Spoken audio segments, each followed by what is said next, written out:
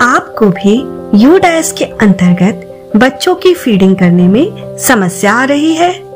तो आइए समझते हैं कि UDAS किस तरह काम करता है।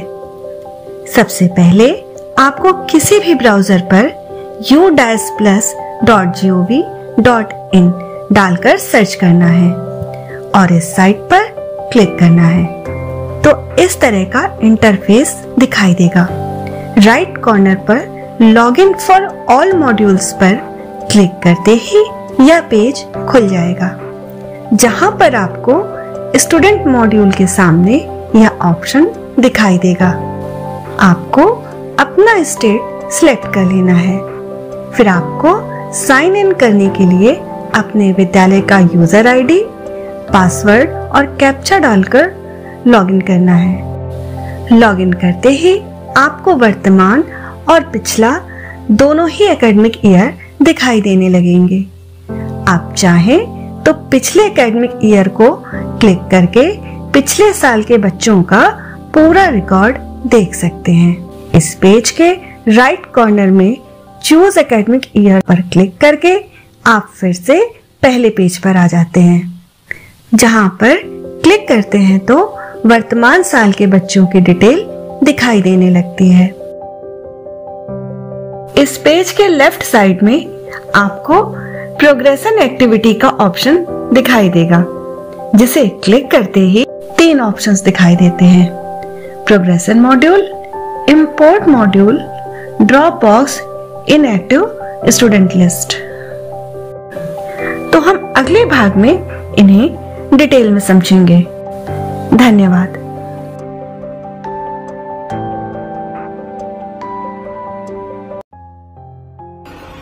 तो आइए समझते हैं कि प्रोग्रेशन मॉड्यूल क्या होता है।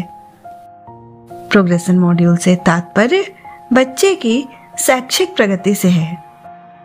प्रोग्रेशन मॉड्यूल में 3 ऑप्शंस होते हैं। जैसे ही हम गो पर क्लिक करते हैं तो हमें क्लास और सेक्शन सिलेक्ट करना होता है, तो उस क्लास के सारे बच्चों का डेटा दिखाई देने लगता है, जहां बच्चे का पेन अर्थात परमानेंट एजुकेशन नंबर, उसका नाम, जन्म तिथि, पिता का नाम, माँ का नाम, प्रोग्रेशन स्टेटस, मार्क्स का परसेंटेज, बच्चा कितने दिन स्कूल में उपस्थित रहा और बच्चा प्रमोट होने के बाद उसी विद्यालय में पढ़ रहा है या किसी और विद्यालय में नामांकित हो गया है, और बच्चा अगली कौन सी कक्षा में प्रमोट हुआ है। बच्चे से जुड़ी ये सभी तमाम जानकारियां हम यहाँ पर देख सकते हैं। हर बच्चे के सामने अपडेट और करेक्शन 2 ऑप्शंस होते हैं। अपडेट का मतलब है कि जो भी सूचनाएं प्रदर्शित हो रही हैं वही फीड है। यदि किसी छात्र के त्रुटिपूर्ण डेटा में संशोधन करना हो तो करेक्शन बटन पर क्लिक करेंगे तो यह पेज खुलेगा, जहां पर हम बच्चे के डेटा में बदलाव कर सकते हैं। प्रोग्रेशन स्टेटस में 5 ऑप्शंस होते हैं। प्रमोटेड यानी बच्चा उत्तीर्ण होकर अगली कक्षा में चला गया है। नॉट पास्ड अर्थात अनुत्तीर्ण। प्रमोटेड विदाउट एग्जामिनेशन अर्थात बच्चा बिना परीक्षा दिए ही अगली कक्षा में चला गया है। डिसकंटिन्यूड बिफोर एग्जामिनेशन अर्थात बच्चे ने परीक्षा के बीच में ही पढ़ाई छोड़ दी है। रिपीटेड बाय चॉइस अर्थात छात्र रिपीटर है, यानी कि कक्षा में अनुत्तीर्ण है तथा दोबारा उसी कक्षा में पढ़ रहा है, अथवा बच्चा अपने अभिभावकों की मर्जी से इसी कक्षा में फिर से पढ़ रहा है। यहाँ पर बच्चे के टोटल मार्क्स का परसेंटेज लिखा जाएगा और यहाँ पर बच्चे के पूरे वर्ष में विद्यालय में उपस्थित दिनों की संख्या लिखी जाएगी। स्कूलिंग स्टेटस में अगर बच्चा उसी स्कूल में पढ़ रहा है तो हम स्टडिंग इन सेम स्कूल पर क्लिक करेंगे, और अगर बच्चे ने किसी दूसरे स्कूल में एडमिशन ले लिया है तो हम दूसरा ऑप्शन सिलेक्ट करेंगे। यहाँ बच्चे का सेक्शन लिखा जाएगा। बच्चा अगली कौन सी क्लास में प्रमोट हुआ वह अपने आप ही फीड हो जाएगा और लास्ट में अपडेट बटन पर क्लिक करते ही छात्र का संशोधित डेटा पोर्टल पर सेव हो जाएगा। राइट कॉर्नर से बैक पर क्लिक करके हम फिर से पहले पेज पर आ जाएंगे। इसी तरह हम क्लास वाइज सारे बच्चों का डेटा फीड कर लेंगे और फिर से बैक के ऑप्शन को क्लिक करके प्रोग्रेशन मॉड्यूल पर आ जाएंगे और लास्ट में फाइनलाइज प्रोग्रेशन पर क्लिक करेंगे तो आपके द्वारा फीड की गई सभी सूचनाएं यूडाइस पर सबमिट हो जाएंगी और आपको इस तरह का कंफर्मेशन पेज दिखाई देगा। आप चाहें तो व्यू समरी पर क्लिक करके अपने विद्यालय के सभी बच्चों के डेटा की फाइनल रिपोर्ट एक साथ देख सकते हैं। धन्यवाद।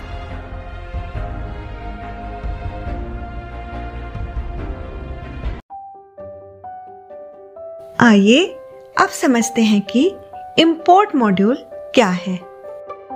इंपोर्ट से तात्पर्य शैक्षिक सत्र 2022-23 से छात्र की सूचनाओं का अंकन करते हुए शैक्षिक सत्र 2023-24 में प्रमोट कर यूडाइस पर पोर्ट करना है।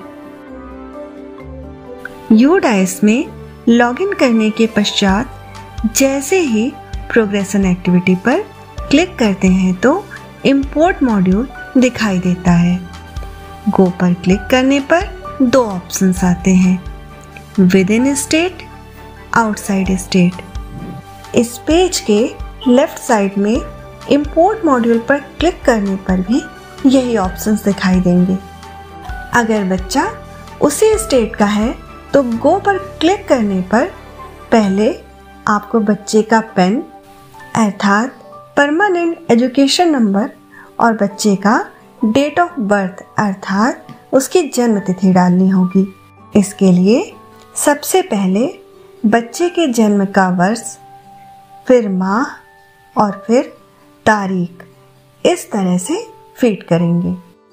अगर आपको बच्चे का पैन नंबर नहीं पता है तो आप उसे यहाँ से डायरेक्ट भी सर्च कर सकते हैं, जिसके लिए आपको बच्चे की आधार संख्या तथा विद्यालय के नामांकन रजिस्टर में अंकित जन्म तिथि को यहाँ पर डालना होगा।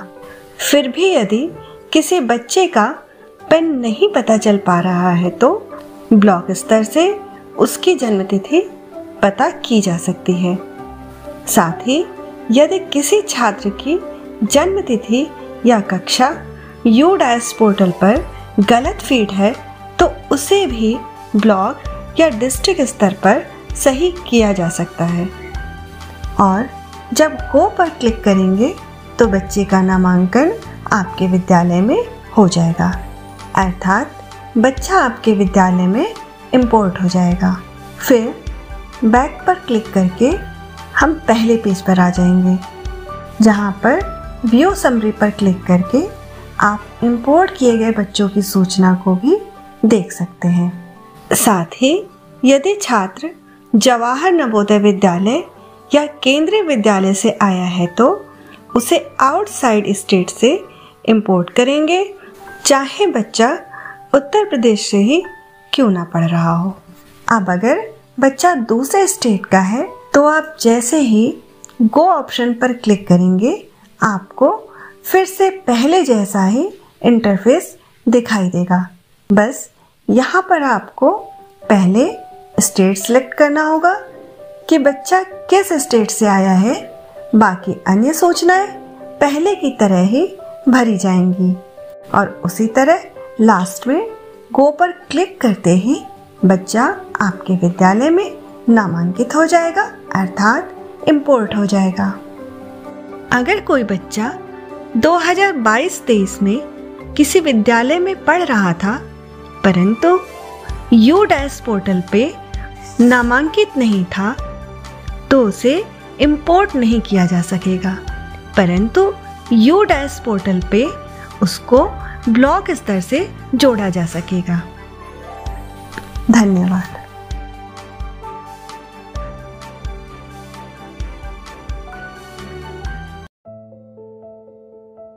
Drop box inactive student list क्या है? यह उन बच्चों की लिस्ट है जिनका नामांकन अभी तक कहीं नहीं हुआ है। यहाँ से बच्चे के नामांकन की स्थिति को देखा जा सकता है कि बच्चे ने अभी तक कहीं एडमिशन लिया है या नहीं। इसके लिए UDAS में लॉगिन करने के पश्चात जैसे ही प्रोग्रेशन एक्टिविटी पर क्लिक करते हैं तो drop box inactive student list को देखा जा सकता है। अब गो पर क्लिक करते ही यह पेज खुलता है। यहाँ पर आप UDAS कोड के द्वारा किसी भी विद्यालय को डायरेक्ट सर्च कर सकते हैं और अगर आप चाहें तो यहाँ से किसी भी स्टेट के विद्यालय को मैन्युअली भी सर्च कर सकते हैं। इसके लिए आपको पहले स्टेट, डिस्ट्रिक्ट, ब्लॉक, फिर विद्यालय को मैन्युअली फीड करना होगा। तो इस तरह आप उस विद्यालय के बच्चों के डेटा को देख सकते हैं। इस लिस्ट में आपके विद्यालय के वो बच्चे हैं जिन्होंने या तो आपके विद्यालय में उच्चतम कक्षा तक अपनी पढ़ाई पूरी कर ली है या अपनी पढ़ाई बीच में ही छोड़ दी है। बच्चे का पैन नंबर, नाम, उसके पिता का नाम, माँ का नाम, उसके पिछली कक्षा तथा एलिजिबल क्लास अर्थात बच्चा अगली कौन सी कक्षा में नामांकित होगा, आधार संख्या आप यहाँ पर देख सकते हैं। बच्चों के नाम के आगे इंपोर्ट पर क्लिक करेंगे तो फिर से बच्चे के नामांकन अर्थात इंपोर्ट का पेज ओपन हो जाएगा और जैसे जैसे बच्चे का नामांकन होता जाएगा और बच्चा UDAS के अंतर्गत इंपोर्ट होता जाएगा, इस लिस्ट से बच्चे का नाम हटता जाएगा। बच्चे ने आपके विद्यालय से निकलकर किसी और विद्यालय में एडमिशन लिया है या नहीं, इसका डेटा भी आप देख सकते हैं। इसके लिए जब आप प्रोग्रेशन मॉड्यूल में व्यू समरी पर क्लिक करेंगे तो आप देखेंगे कि स्कूलिंग स्टेटस के अंतर्गत जिन बच्चों के सामने लेफ्ट स्कूल विद TC और विदाउट TC अंकित है, ये वो बच्चे हैं जिन्होंने TC लेकर या बिना TC लिए विद्यालय छोड़ दिया है। और स्कूल कॉन्टैक्ट डिटेल्स पर क्लिक करके आप यह देख सकते हैं कि बच्चे ने इस विद्यालय से पढ़ाई छोड़ने के बाद किसी और विद्यालय में एडमिशन लिया है या नहीं। जैसे कि हिमांशु नाम के बच्चे की डिटेल अगर आप देखें तो अभी भी इसके UDAS कोड और स्कूल के नाम के आगे ड्रॉप बॉक्स लिखा है। इसका मतलब है कि इस बच्चे का नामांकन अभी तक कहीं नहीं हुआ है और आप इसे ड्रॉप बॉक्स में भी देख सकते हैं। जबकि तृप्ति नाम के बच्चे की डिटेल्स देखें तो UDAS कोड तथा विद्यालय का नाम अंकित है।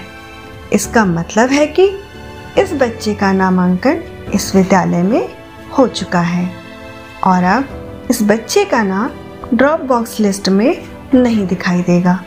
तो हम कह सकते हैं कि आपके विद्यालय से पढ़ाई छोड़ने के बाद जब तक उस बच्चे का नामांकन किसी और विद्यालय में नहीं हो जाता तब तक बच्चे का नाम ड्रॉप बॉक्स की लिस्ट में ही दिखाई देगा। इस तरह आप ड्रॉप आउट बच्चों का रिकॉर्ड भी सुरक्षित रख सकते हैं। धन्यवाद।